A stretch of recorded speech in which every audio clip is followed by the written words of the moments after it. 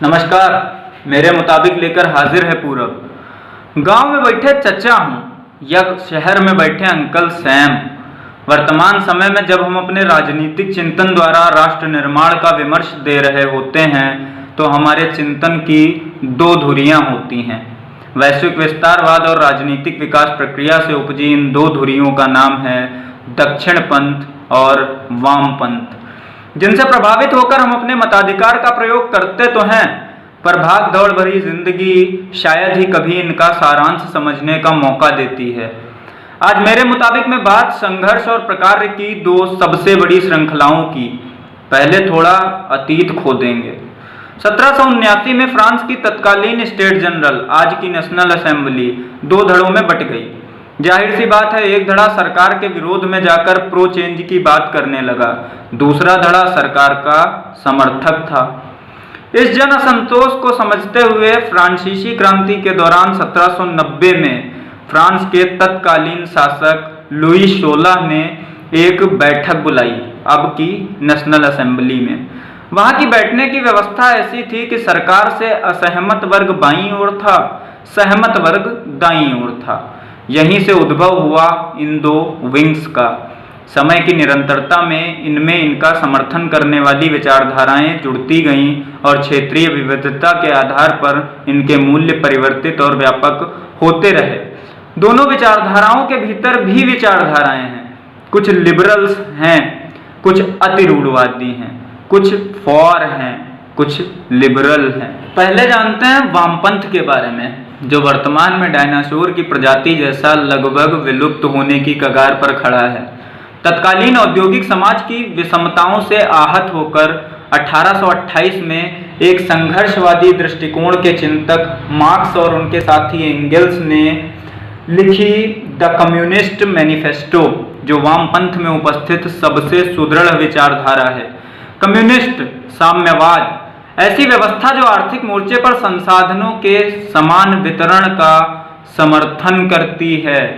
1917 में जब रूस में लेनिन ने इसी साम्यवाद को धरातल पर यथार्थ रूप प्रदान किया तो राजनीति और वामपंथ में सोशलिज्म, समाजवाद के रूप में एक और नई विचारधारा जुड़ गई। लेनिन ने कहा, संसाधनों का समान वितरण करेगा कौन? हम करेंगे, राज्य करेगा, सत्ता करेगी। गुरु गुड़ रहेगा, चेला शक्कर बन गया। वर्तमान वामपंथियों को प्रमुख रूप से यही दो विचारधाराएं सोच का आधार प्रदान करती हैं।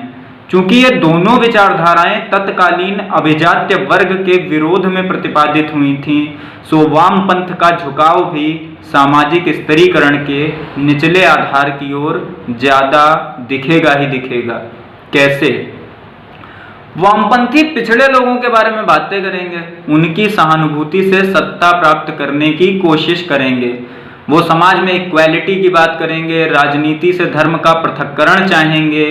वो मेनार्ड किन्स के सिद्धांत को मानेंगे कि अर्थव्यवस्था में सरकार का हस्तक्षेप होना चाहिए।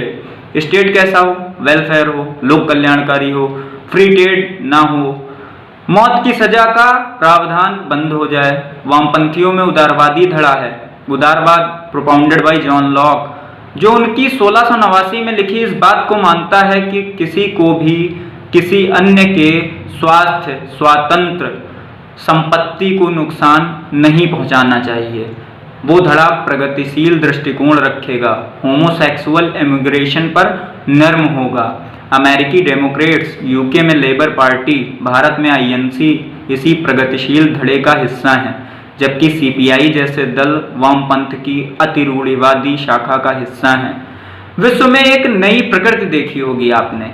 किसी को देशद्रोही कहना हो, वामपंथी कह दो, मर्यादाओं का सम्मान करते हुए। क्योंकि वामपंथ राष्ट्रवाद को व्यक्ति विकास में बाधक तत्व के रूप में देखता है, इसलिए राज्य धर्म की अवधारणा का विरोध करता है। मार्क्स का एक फेमस कोटेशन है, religion is the opium of masses. धर्म समाज में अफीम की तरह होता है, जो व्यक्ति को ये एहसास नहीं होने देता कि आपका शोषण हो रहा है। अब आते हैं दक्षिण पंथ पर। ये पुरातन व्यवस्था का समर्थन करेंगे, आधुनिकता के साथ पारंपरिक सत्ता के संरक्षण को बढ़ावा देंगे, राष्ट्रवादी कहे जाएंगे। मूलभूत फंडा क्या है? सोशल कंजर्वेशन और अर्थव्यवस्था में उदारवादी मॉडल। जनता और अर्थव्यवस्था में लिमिटेड गवर्नमेंट की बात करेंगे, यानी पर्सनल फ्रीडम और मार्केट इकोनॉमी का समर्थन करेंगे। आर्टिकल 44 समान नागरिक संहिता यूनिफॉर्म सिविल कोड का समर्थन करेंगे।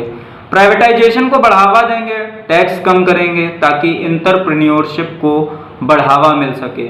आगे से जब कारपोरेट टैक्स बढ़ने की या कम होने की खबर सुनिएगा तो इन बिंदुओं पर विचार कीजिएगा। डेथ पेनाल्टी को मान्यता देंगे और अप्रवासन इमिग्रेशन पर कठोर निर्णय उठाएंगे। संरक्षणवाद बढ़ेगा और मैक्सिको की सीमा पर दीवार बनाने की बात होगी। दक्षिणपंथ का प्रभाव समकालीन विश्व में महसूस किया गया। पहचान की राजनीति ने विश्व का ध्यान शिक्षा, स्वास्थ्य जैसे मूलभूत मुद्दों से भटका दिया। हम इस समय एक समस्या से ग्रस्त हैं। सरकार तय करने की कोशिश करेगी कि आम जनजीवन की संरचना होगी क्या, यानी फासिज्म और नाजिज्म भी दिखेगा।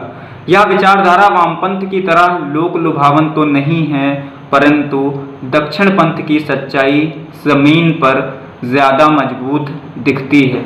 अब बात हमारे प्यारे भारत की। भारत में हम इसके प्रभाव और समाधान ही देखेंगे बस। स्वतंत्रता बाद के भारतीय नेतृत्व ने संविधान सभा में लगभग 3 साल बैठकर वेदों की परंपरा और आधुनिक दर्शन को मिलाकर इन पंथों के पृथक्करण से अलग एक पंथ निर्मित किया, इंडियोलॉजी, जिसके आधार पर भविष्य का भारत परम पूज्य लोहिया जी की सप्त क्रांतियों को अजात शत्रु पंडित दीनदयाल के अंत्योदय से जोड़ पाया। वर्तमान में भीड़तंत्र धार्मिक उन्माद भारत की आत्मा को चोट पहुंचा रहा है। मीडिया इदारों को देखते हुए आपको ये ध्यान रखना चाहिए कि उसमें भी एक वर्ग सरकार के कार्यों को सही ठहराएगा, एक जनता के। इन दो पंथीय विचारधाराओं के आधार पर भारतीय अर्थव्यवस्था पाकिस्तान से कितनी बड़ी है, इस पर गर्व करने से बेहतर है कि हम अपनी तुलना अमेरिका के 49 लाख करोड़ के रक्षा बजट से करें। हमारा 4 लाख करोड़ है। और चिंतन करें कि हम भारत पंथ को मानते हुए विश्व गुरु कैसे बनेंगे। हमें भारत की प्रस्तावना के आधार पर हर विचारधारा की समीक्षा करनी चाहिए, क्योंकि बाबा साहेब ने कहा था, एक न्यायपूर्ण समाज वह है जहां सम्मान की बढ़ती हुई भावना और अपमान की घटती भावना मिलकर एक करुणा भरे समाज का निर्माण करती है। अधिकारों की मांग करने से पहले अनुच्छेद 51A के 11 कर्तव्य याद रखें। पंडित नेहरू का आदर्शवाद और कविकुल श्रेष्ठ वाजपेयी जी का राष्ट्रवाद मिलाकर हम अपनी आत्म संभावनाएं, आत्म अभिव्यक्ति, आत्मसम्मान, दायित्व बोध और आत्म साक्षात्कार की अभिवृद्धि को प्रचंड पुरुषार्थ के साथ प्राप्त करें, क्योंकि पंथीय राजनीति विकास के साथ क्या देती है, ये जानने के लिए आपको एडिथा मॉरिस का उपन्यास पढ़ना चाहिए, हिरोशिमा के फूल। हम भारत के लोगों से यही अनुरोध है, वामपंथ और दक्षिणपंथ के सकारात्मक पक्षों को समझकर आर्थिक, सामाजिक और धार्मिक समानता तथा स्वातंत्र्य के विस्तार पर विचार किया जाए। स्वस्थ रहें, मस्त रहें, चौड़े में रहें, घरों में रहें। इसी अनुरोध के साथ मैं पूरब विदा लेता हूँ। आप देखते रहिए मोजो पत्रकार।